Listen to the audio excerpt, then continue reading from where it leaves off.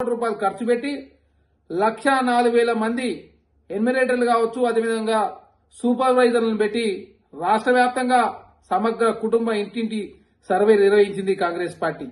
అదే కాకుండా అసెంబ్లీలో చట్టం చేయబోతా ఉంది కాంగ్రెస్ పార్టీ. చట్టం చేసి కేంద్రానికి పంపి బీసీలకు చట్టసభలో రిజర్వేషన్ పెరగాలని చెప్పేసి కాంగ్రెస్ పార్టీ కోరుకుంటా ఉంది. అదే కాకుండా బీసీ ప్రధానమంత్రి చెప్పుకునే నరేంద్ర మోడీ గారు బీసీలను ఎండమూస్తా ఉన్నాడు.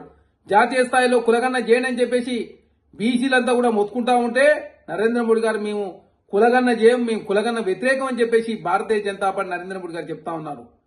ప్రతిసారి సందర్భం వచ్చినప్పుడల్లా నేనే బీసీ ప్రధానమంత్రిని, కేంద్రంలో బీసీల మంత్రులు మా పార్టీలో ఎక్కువ ఉన్నారని చెప్పేసి చెప్పుకునే నరేంద్ర మోడీ గారు ఎందుకు బీసీలకు కులగన్న చేస్తలేరు? ఎందుకు బీసీలకు చట్టసభలో మీరు ఎందుకు రిజర్వేషన్ తీసుకురావడం లేదు?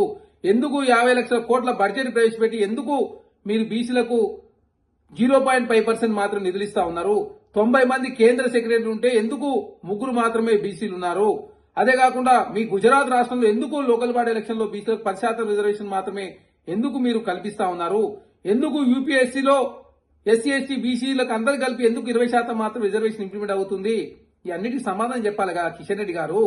మీరు చెప్తారా, మీ ప్రధానమంత్రి గారు చెప్తారా? అంటే మా బీసీ ప్రధానమంత్రి అని చెప్పుకునే భారతీయ జనతా పార్టీ ఎందుకు బీసీలు నిండా మూస్తా ఉన్నారు? తెలంగాణ ఈ రోజు రేవంత్ రెడ్డి గారి నాయకత్వంలో ఉత్తమ్ కుమార్ రెడ్డి గారు కావచ్చు, బట్టి విక్రమార్క గారు కావచ్చు,